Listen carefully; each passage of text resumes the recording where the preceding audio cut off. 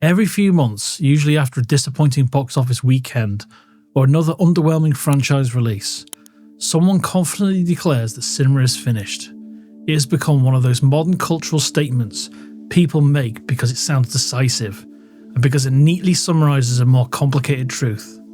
Cinemas are undeniably under pressure. In the UK, annual admissions still sit well below pre-pandemic levels, with roughly 123 million tickets sold in 2023 compared to over 176 million in 2019, according to the Cinema UK Association. In the United States, the gap is similar, with box office revenue still around 20 to 25% down on 2019 levels. Those aren't small fluctuations, they reflect a genuine shift in behaviour. However, to say that cinema is dead is to misunderstand the real issue. The problem is not that people no longer enjoy films, nor that the big screen has somehow lost its power. The problem is that going to the cinema is no longer an automatic habit. It now has to justify itself. For a long time, the cinema occupied a privileged position in the life of a film. If you wanted to see something new, you went to the pictures. If you missed it, you often waited months before it appeared on home video or television. That delay created urgency. It gave theatrical releases a sense of exclusivity and importance.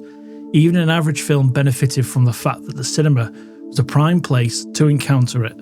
Audiences would often take a chance on something because the outing itself was part of the attraction. That relationship has altered dramatically.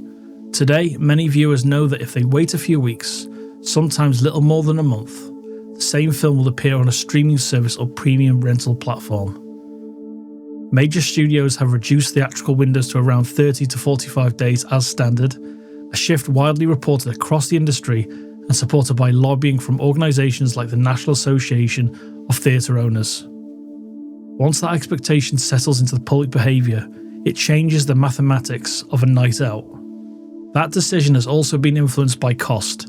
In the UK, the average cinema ticket price now sits at roughly between £7.5 and £8.5 nationally, and significantly higher in major cities, before factoring in food, travel or premium formats. When audiences realise that the same film will be soon introduced to subscription services that they already pay for, like Netflix, Disney Plus and others, the calculation becomes practical rather than emotional. That question, is it worth leaving home for, would have been less dangerous for cinemas 20 years ago because home viewing was a compromise. That is no longer the case. As of 2024, over 75% of UK households own a smart TV, many of them large format screens with high resolution displays and improved sound. The home experience has become good enough that convenience often wins. Yet this is the point at which the cinema is dead argument usually falls apart. It assumes that because the old habit has weakened, the experience itself has lost its meaning. In reality, the opposite is often true. When cinema is done properly, there is still nothing comparable to it. A packed room responding together to the same story remains one of the most powerful forms of popular entertainment available.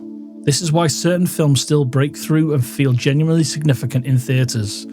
Top Gun: Maverick did not just perform well, it became a global phenomenon, earning nearly $1.5 billion worldwide and demonstrating that audiences will still turn out in large numbers for spectacle that feels worth the trip. Oppenheimer, a 3-hour historical drama, grossed over $950 million globally, far exceeding expectations for its genre. Even Barbie crossed the $1.5 billion mark, turning a release into a shared cultural event. These successes suggest something important. Cinema no longer sells films alone, they increasingly sell occasion. That may well be the future. The old model in which almost every mainstream release could expect a baseline level of attendance is fading. In its place is a more selective market in which audiences reserve cinema trips for titles that promise something larger than mere availability. The data supports this shift. In recent years, a growing percentage of total box office revenue has been concentrated in fewer titles, with blockbuster films accounting for a disproportionate share of ticket sales. This is why films like Project Hail Mary are potentially important. A story built around scale, discovery, and science fiction spectacle should not feel like disposable content to be postponed. It should feel like something designed for immersion. If delivered correctly, it can remind audiences that some films genuinely lose impact outside of a cinema environment. From a filmmaker's perspective, this shift may be healthy. The bar is higher now. Creators, studios, and exhibitors are forced to think more seriously about what the cinema experience actually offers.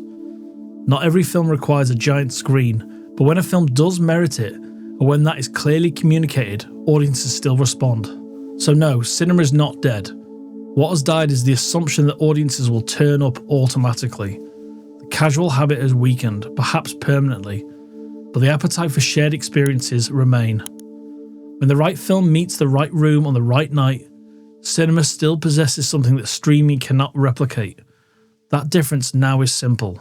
It has to earn it.